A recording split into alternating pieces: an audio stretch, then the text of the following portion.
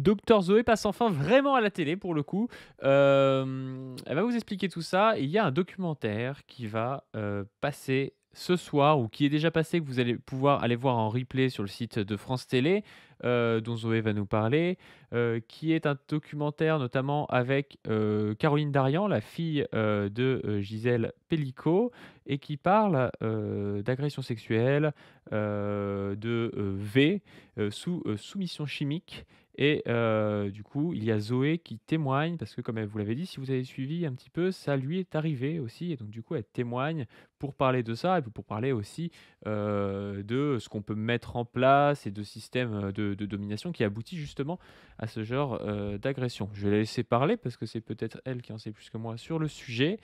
Mais, voilà, n'hésitez pas si vous regardez la capsule le jour de la sortie à, regarder, le documentaire en question et n'hésitez pas si, vous regardez, la capsule plus tard à aller voir le documentaire, en question en replay.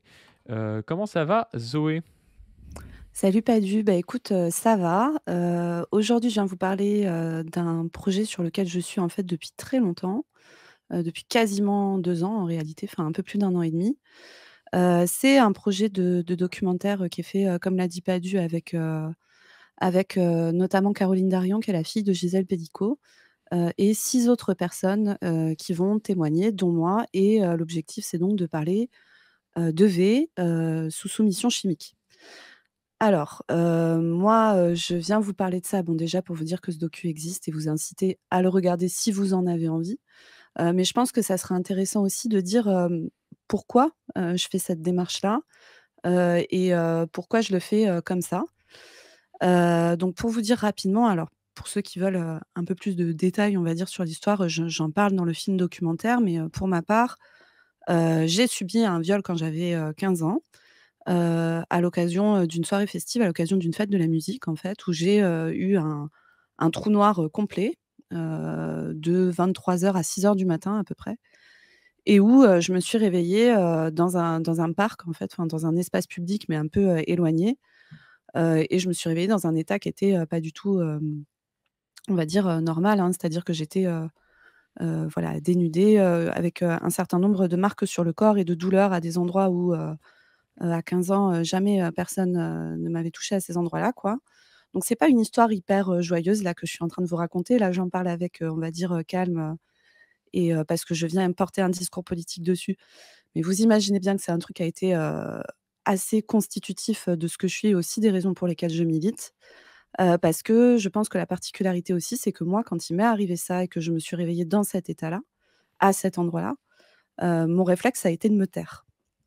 Et pendant très longtemps, j'en ai pas parlé. J'en ai parlé, à peu près une dizaine d'années plus tard, en fait, à l'occasion alors j'en avais déjà un petit peu discuté avant avec, notamment des amis très proches, qui sont, d'ailleurs les personnes qui sont les premières à avoir mis les bons mots sur ce qui m'était arrivé. Mais je j'ai vraiment commencé à décider de m'occuper de cette histoire quand je suis devenue mère, en fait, et quand je suis devenue mère de filles. Et que je me suis, rendue compte qu'en fait, j'étais, littéralement terrifiée, pour mes enfants, avant même leur naissance et que c'était pas tout à fait, normal et par ailleurs, sans rentrer dans les détails, j'ai eu toute une période de ma vie où j'allais pas très bien, voilà, on va dire ça comme ça et où, cette histoire-là, pouvait, rejaillir dans ma vie, à plein de moments que je choisissais pas, pendant mon sommeil, pendant, voilà, bref, c'était compliqué à gérer. J'ai eu la chance d'être très bien entourée, aussi bien sur le plan conjugal, familial, amical, et d'être, voilà, dans un contexte social, professionnel, qui était, alors professionnel non, je dirais pas protecteur, mais en tout cas, qui m'a permis de passer à autre chose, sans pour autant que ça soit, totalement réglé et en fait, moi, ce que je veux dire là-dessus, c'est que ce qui m'est arrivé, ça a vraiment été constitutif, du rapport que j'ai au militantisme aujourd'hui et particulièrement au militantisme féministe.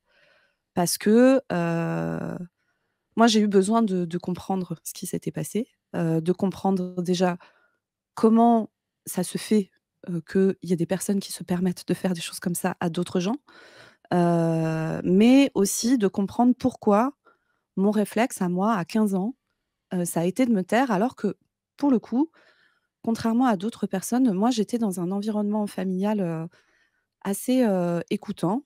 J'avais cette chance-là et je pense que si ce soir-là, j'étais allée voir mes enfin, ce matin-là, j'étais allée voir mes parents et que je leur avais dit ce qui m'était arrivé, je pense que mes parents m'auraient cru, qu'ils m'auraient accompagnée, qu'ils m'auraient aidée et qu'ils auraient fait ce qu'on conseille aux gens de faire dans ces cas-là, c'est-à-dire, d'aller porter plainte, d'aller à l'hôpital et cetera et cetera. Et donc ça a été un long travail pour moi de comprendre pourquoi j'avais eu ce réflexe-là, pourquoi c'était si difficile d'en parler, même des années après. Et puis ensuite, j'ai commencé mes études de médecine. J'ai été reconfrontée à de la violence sexuelle à titre personnel, alors, pas au point du viol comme je l'avais vécu à 15 ans, mais dans des proportions qui étaient quand même assez importantes. Heu, j'ai notamment eu contact avec la police, pour un homme qui m'a agressée de mes 17 à mes 19 ans quand j'étais à la fac de médecine, qui me suivait, et qui de temps en temps, me courait après, attrapait mes cuisses et frottait sa tête à l'intérieur de mes cuisses. Chose, qui m'a, terrifiée, je pense que tout le monde peut, comprendre pourquoi, surtout qu'il me suivait, en bas de chez moi tous les matins, tous les soirs et cetera. Et la police Heu, a été comme ça. la police a été comme ça, alors, Padu connaît cette histoire. La police a été absolument odieuse avec moi, à cette période-là, la première fois que j'ai été agressée, je les ai appelés, je me suis fait engueuler par le flic au téléphone, j'avais 17 ans, hein, qui m'a dit qu'il fallait pas se balader en jupe, sur un campus, quand on était seul, campus, qui était l'endroit où je vivais et où j'étudiais, hein, donc c'était quand même difficile de ne pas se déplacer, et qui a été, odieux et ensuite, quand le type m'a suivie, était en bas de chez moi et cetera, quand j'ai voulu aller porter plainte, on a refusé de prendre ma plainte. Je ne le savais pas, mais les flics n'ont pas le droit de refuser de prendre une plainte. Ils m'ont incité à faire une main courante, ce qui ne sert absolument à rien, et ensuite, je vous passe les détails, mais ils ont fait des blagues graveleuses, pendant que je faisais ma déposition et ils ne sont jamais venus, m'aider. Pourtant, c'était pas l'enquête du siècle, hein, je leur ai donné, l'adresse à laquelle j'habitais, l'heure à laquelle, le type était là. Ils ne sont jamais venus et ça s'est terminé par une altercation physique entre lui et moi et la chance que j'ai eue avec cet homme, c'est que, c'était quelqu'un d'assez, chétif, heu et donc que l'altercation physique s'est pas fait en ma défaveur. Et après, il est pas revenu, mais ce qu'il faut Chat comprendre, c'est Zoé. que chat Zoé, c'est la seule fois de ma vie où je me suis battue, s'il te plaît, mais je Et pensais tu pas t'es que battu j'ai avec le mec? ouais, ouais. Putain. Bah, en fait, il m'a sauté dessus une énième fois, si tu veux, en s'étant planqué derrière un buisson, donc j'avais été surprise On et va en moi, faire du j'avais su truc. mais j'avais super peur, en fait. Moi, j'avais peur qu'il ait un couteau. Enfin, tu vois, moi, je faisais des cauchemars, je dormais avec un couteau sous mon oreiller, enfin, j'étais vraiment pas bien, quoi. Ça a duré très longtemps, très, très longtemps et Bizarrement, Zoé ne parle pas de l'origine de l'agresseur, hein. Ça, c'est alors, étonnant. tu sais que, je pourrais te donner l'origine de l'agresseur parce que je l'ai eu. Cet homme, il était coréen, d'origine. Et bah, Voilà. voilà, mais qu'est-ce que je te dis sur les Coréens et les Japonais? Je t'ai dit quoi la dernière fois? Tu es Je t'ai dit qu'il je te fallait les cancel. je te trouve aussi con que tous les autres qui font des réflexions sur l'origine ethnique des agresseurs. C'était un homme qui était coréen et les flics l'appelaient le chinois d'ailleurs. Bref, passons Oh les là là, détails. l'enfer des gars, Oui. putain. Oui, oui, oui, oui et ils estimaient qu'il était pas dangereux, hein, parce qu'apparemment les flics sont experts psychiatres, hein. Ils sont capables de dire, qui est dangereux ou pas. Bref, je vous raconte tout ça pour expliquer. Après, j'ai vécu aussi des violences sexuelles à la fac de médecine particulièrement, et d'autres violences sexuelles dans l'espace public. Mais ce qu'il faut comprendre, c'est que quand on est une femme, moi je suis née au début des années 90, heu, le 1er exhibitionniste que j'ai subi, c'était à la piscine avec une copine, j'avais 12 ans. Ensuite à 15 ans, je commence, mon Ah mais tu rapport, portais quel maillot? Attends, attends, attends, attends, attends, c'est un peu facile, tu vois, de C'est ça, mais en fait, Padu dit ça pour rigoler, il a raison parce que moi aussi comment dire? Je parle de tout ça, c'est des sujets qui sont très lourds, mais je pense que c'est important d'en parler et moi, j'ai la chance, d'aller bien aujourd'hui et d'être capable d'en parler sans m'effondrer en larmes et cetera. Mais t'as vu, Mais attends, d'ailleurs, ça me fait penser, il y a un article qui est sorti il y a pas longtemps sur une gamine qui allait voir les flics. Je pense que tu mmh, l'as vu, je crois que je te l'ai oui, envoyé oui, même. oui, 8 Et ans, genre les flics, 8 ils ans. sont horribles avec elle, ils sont là à lui dire: «Ouais, d'être une menteuse comme ça», tu sais, ils traitent une gamine, mais de 10 Ouais, ans, je crois, 8 ans. qui dénonce un inceste, enfin le truc des Mmh mh. enfers et tout et ils se foutent de sa gueule à moitié, ils la traitent de menteuse. Alors que Mmh, tu sais, c'est trop facile de faire changer d'avis, je crois qu'elle a 8 ou 10 ans, enfin c'est c'est c'est ça. une horreur le truc, hein. C'est un article qui est paru dans Libération, si vous voulez le lire, il y a 4-5 jours, je crois et qui rapporte en fait, dans le PV d'audition, ces trucs-là ne sont pas notés, mais par contre, ils ont récupéré l'enregistrement audio et donc on entend ce que les flics disent en disant: «C'est des larmes de crocodile, tu fais semblant» et cetera. Ah ouais, ouais, ouais, l'horreur. Une petite fille de 8 ans qui parle de l'inceste que lui a fait subir son père, hein. Enfin vraiment, c'est terrible et en fait, comme je disais, donc moi, entre les exhibitionnistes, le fait d'entrer dans la sexualité, par, le viol et ça, c'est le cas d'une femme sur 6, hein. de commencer, ses premières expériences sexuelles par de la violence sexuelle. Et ensuite, les mecs qui te stalkent, les mecs qui t'agressent sexuellement, des types qui se masturbent dans le bus. Moi, dans ma ville, étudiante, il y avait, 2 mecs notamment qui étaient toujours sur les lignes que je prenais et qui avaient pour habitude de se masturber à côté des jeunes filles, quoi. Et ça, c'était des trucs à répétition. Moi, j'ai vécu même avec ma colocataire. On avait un appart avec une baie vitrée qui donnait, sur l'extérieur dans une résidence étudiante. Et il y avait un soir, on mangeait entre copines, un type qui se masturbait à la fenêtre. Enfin, en fait, ce qu'il faut vraiment comprendre, et là, moi, je vous parle des violences sexuelles que j'ai vécues. La fac de médecine, c'est un délire aussi, là-dessus. Mais en fait, moi, j'ai eu la chance que ça ne vienne, et je suis très sincère quand je dis que c'est de la chance, ni de mes amis, ni de mon conjoint, ni de ma famille. Parce qu'en fait, une fois que je vous ai fait cette litanie des violences qu'on peut vivre quand on est une femme, il y a le fait qu'en fait, il y a aussi plein de femmes et d'hommes qui vivent ça dans leur cercle proche. Et c'est la majorité d'ailleurs. Et vous imaginez à quel point c'est encore plus violent, parce que moi, une fois que je m'étais fait agresser à l'extérieur, je pouvais rentrer chez moi, être écoutée par, ma colocataire, qui est une de mes meilleures amies, par, mon conjoint, être soutenue et cetera. Vous imaginez quand c'est, votre conjoint qui vous fait ça, quand c'est votre colocataire qui vous fait ça, quand c'est votre père, quand c'est votre oncle, quand c'est votre frère, et ça, c'est la majorité des gens. Je dis tout ça parce qu'il faut vraiment comprendre que quand on parle de MeToo et cetera, je pense que les gens qui ne vivent pas ça, et donc en majorité des hommes, heu, peuvent trouver ça relou qu'on en parle et tout ça, mais il faut voir un peu à quel point c'est massif et l'impact que ça a sur nos vies, à quel point ça peut vraiment nous niquer nos vies, en fait, ces trucs-là, et nous niquer nos rapports, à notre propre sexualité, à notre couple, à notre boulot, enfin, c'est vraiment, moi, ça aurait pu me faire arrêter mes études de médecine, en fait. J'ai d'ailleurs, quand ce type m'a agressée, à la fac de médecine et où les flics s'en battaient les couilles, moi, j'avais eu ma première année de médecine du premier coup, j'ai redoublé ma deuxième année parce que je n'arrivais plus à aller à la fac. Faut se rendre compte, et je vous dis ça encore, moi ça va, hein, je me suis pas suicidée, j'ai pas eu des troubles psy, très sévères qui m'ont empêchée de travailler, enfin je m'en suis plutôt bien sortie. Et encore une fois parce que j'ai eu la chance d'avoir un entourage qui était soutenant. Je dis tout ça pour comprendre que, une fois qu'on a fait ce constat-là, qui est un constat un peu sordide, glauque, en fait, il faut regarder ça comme un fait social et un fait politique, et donc ça veut aussi dire que les solutions, elles sont politiques, et donc moi, dans toute cette histoire-là, hem, j'ai eu d'autres trucs, dans ma vie, notamment, voilà, des maladies auto-immunes et tout, qu'on puisse déclarer à des moments où il se passait des moments charnières pour moi sur cette histoire-là. Faut savoir que moi, la particularité, c'est que je ne sais pas qui m'a fait ça, je ne sais pas combien il y avait de personnes, et donc je n'ai jamais porté plainte. Déjà parce que j'ai mis très longtemps à parler, mais aussi parce qu'en fait, j'ai pas beaucoup d'éléments à donner, et que très longtemps après les faits, autant, j'y serais allée le lendemain, il y aurait eu des prélèvements et cetera, ça aurait été plus simple. Mais en fait, maintenant, la chance, qu'on trouve la personne qui m'a fait ça, elle est infime. À la limite, il faudrait trouver quelqu'un qui a fait ce crime en série et qui avoue Ouais. aussi celui-là, c'est la Mmh. seule chance que j'ai. Donc j'avais très peu d'espoir, mais je rappelle que 94 des plaintes pour viol sont classées sans suite, y compris venant de victimes, qui savent qui est leur agresseur. Et donc en fait, tout ce que je veux dire là, c'est qu'en plus, je suis pas sûre qu'à 15 ans, à l'époque où c'était en 2006, je ne peux pas assurer que si j'avais porté plainte, ça se serait bien passé pour moi, très honnêtement. Que ce Mmh. soit en termes d'accueil de la police, d'accueil de la justice, du médecin légiste, de réaction, autour, au lycée et cetera. Je peux pas assurer que ça aurait été mieux pour moi. C'est ça qui est terrible, en fait, et donc le fait qu'on ait que comme réponse à donner aux victimes, «Il faut porter plainte», alors moi je pense qu'il faut porter plainte quand on pense que c'est important pour soi et cetera, mais il faut être très conscient du fait que, pour obtenir la réparation et la protection dont on a besoin, la plainte, elle est peut-être pas, c'est peut-être pas ça la solution.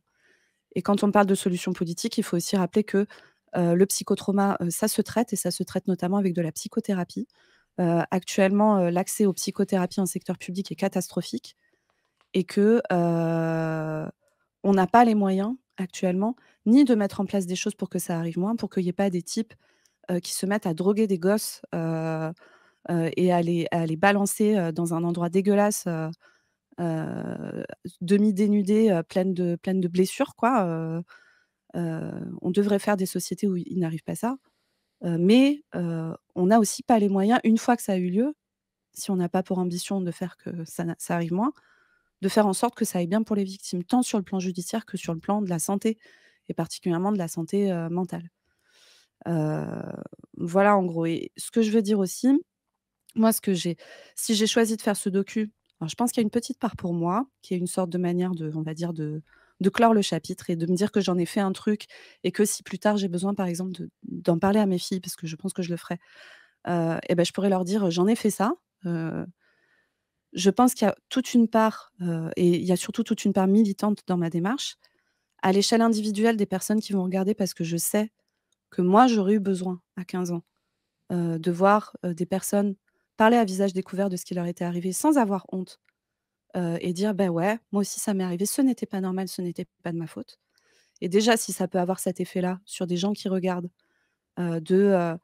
leur permettre de repenser à leur propre histoire, de pouvoir en parler, de pouvoir avoir accès à des soins si nécessaire, ce sera très bien et sur un plan politique plus général, il y a une question globale sur la méconnaissance de la soumission chimique.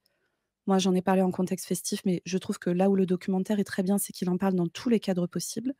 Dans le documentaire, il y a Caroline Darian, la fille de Dominique et Gisèle Pelicot, qui témoigne, parce que Caroline a aussi été victime de son père, ce qu'il ne reconnaît pas, mais par contre, il y a des photos d'elle, dénudée et sédatée, qu'il a mis sur internet avec des commentaires, immondes. Il y a, Céline, qui parle, du viol qu'elle a subi par son employeur, qui était un homme, un grand bourgeois, un grand galeriste bordelais, qui l'a droguée et violée. Il y a Katia qui témoigne, qui elle a été aussi, droguée dans le cadre d'un séminaire d'entreprise, et malgré les très nombreuses preuves qu'il existait, son agresseur a été acquitté.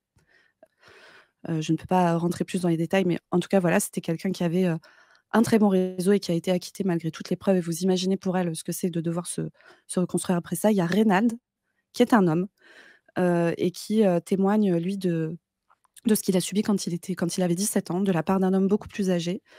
Et Reynald, ça parle aussi de qu'est-ce que c'est qu'être un jeune homme homosexuel dans les années 90, dans un milieu rural très homophobe où en fait il est obligé de vivre, la découverte de sa sexualité cachée et donc quand il subit de la violence, il a encore moins d'espace pour aller en parler.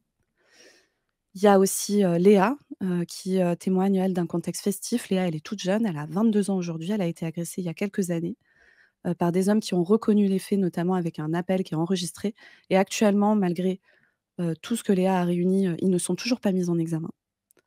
Et il y a Lil Wayne, qui témoigne et moi j'ai, énormément d'admiration pour la démarche de Lil Wayne parce que Lil Wayne, elle a 15 ans, et elle témoigne de la soumission chimique qu'elle a vécue en contexte familial, de l'inceste qu'elle a vécu de son père, de ses 8 à ses 12 ans. Son père est condamné, hein. Donc c'est un documentaire qui est, je vous le dis, lourd, parce que ça parle de la violence, ça dit la violence. Moi, je pense que c'est important aussi de dire la violence, mais c'est toujours difficile de trouver le juste milieu entre dire la violence parce qu'il faut la dire, parce que pour parler de l'urgence qu'il y a à régler ces problèmes, on ne peut le faire qu'en expliquant à quel point c'est un problème, mais sans rentrer dans le côté un peu sordide et voyeuriste, de juste vouloir faire un truc sensationnaliste sans aller derrière se poser la question du système qui crée ça, de comment on fait pour s'occuper des victimes, de comment on fait pour former correctement les professionnels de santé, notamment à l'accueil et particulièrement au dépistage, de la soumission chimique et je me permets de dire, on vous la mettra en description, mais qu'on a fait une vidéo avec Padu. Au début du procès de l'affaire Mazan, on parle de la soumission chimique. Qu'est-ce que c'est? Quels produits sont utilisés? Que faire si on pense avoir été victime? Comment on fait les prélèvements? Sous quel délai? Et cetera, et cetera et ça, je pense que c'est d'utilité publique. Je vais vous dire un tout dernier truc, là-dessus. Moi, c'est une démarche que je fais qui est pas, simple, vous l'imaginez bien, même si j'y vois tout le sens militant qu'il y a derrière. Dire «MeToo» est un acte politique. Ça permet de dire aux autres victimes qu'elles sont pas seules, ça permet de dire que c'est partout et ça permet de dire que c'est tout le monde. Mais moi, ça veut dire que, je suis exposée, dans ma vie, pas que sur internet. Sur internet, je suis habituée à être exposée et aux réactions notamment, très, violentes que je peux, recevoir. Je pense que vous n'imaginez pas ce que c'est, d'être une militante de gauche et féministe sur internet et du type de MP que je reçois chaque jour. J'en ai fait lire à Padu, il pourra témoigner. Ah, j'en reçois Hem, aussi, mais les tiens, ils sont goldés et ils sont constamment sexualisés en plus. ouais, ouais, ouais, c'est que des histoires de fluides, qu'on De imagine, fluide corporel. c'est ça. De fluide Donc ça corporel, d'hommes, d'hommes migrants. c'est ça, c'est ça. Et donc ça, j'y suis habituée et je m'en fous, mais là, ça veut aussi dire qu'il y a, des gens dont je suis pas assez proche pour avoir parlé de ça avec eux, qui vont le voir et qui me connaissent, des collègues, des patients. Voilà, donc c'est après, je sais aussi pourquoi je fais cette démarche et j'espère que notamment au sein de mon cabinet médical, de mon village, de mes patients, ça va leur permettre d'avoir, un espace, safe pour se dire: même mon médecin, elle en parle librement et donc moi aussi, je peux sauter le pas et aller en parler». J'espère que ça aura cet effet-là. Je tiens quand même à dire que y dans toute la promo du docu, moi, c'est très important pour moi de tenir un discours politique dessus, mais c'est pas toujours fait, et je rentrerai pas dans les détails, mais il y a, certains médias qui le font très bien et de manière très respectueuse et d'autres qui le font d'une manière, totalement, racoleuse et qui balancent, nos histoires comme ça, comme si c'était, enfin, un truc un peu sensationnaliste, pour faire acheter du papier, ce qui est toujours très, douloureux, de se faire, prendre sa parole, pour la transformer en un truc, qui est pas ce qu'on a envie d'en dire. Moi, encore une fois, j'ai envie d'en dire des choses politiques de tout ça, et j'espère que dans les gens qui vont regarder et même dans les gens qui regardent cette vidéo aujourd'hui, j'espère que ça pourra avoir un effet bénéfique sur vous, soit si vous avez été victime, soit si vous ne l'êtes pas, mais prendre conscience, d'à quel point, tout le monde a une part à jouer dans cette histoire, en n'agressant pas bien sûr, mais aussi en étant aux aguets, à l'écoute des choses qui peuvent se passer dans votre entourage. Statistiquement, vous connaissez tous des gens qui ont vécu de la violence sexuelle très grave dans votre cercle amical, familial, professionnel, c'est sûr. Et il y a un truc qui passe pas dans le docu, mais que je veux dire, Léa, heu, après avoir vécu, cet épisode extrêmement violent, elle est rentrée en tram le matin, elle était blessée, elle était à moitié dénudée, elle était encore sous l'effet des produits, elle était complètement hagarde. Elle a pris le tram bondé et personne s'est arrêté.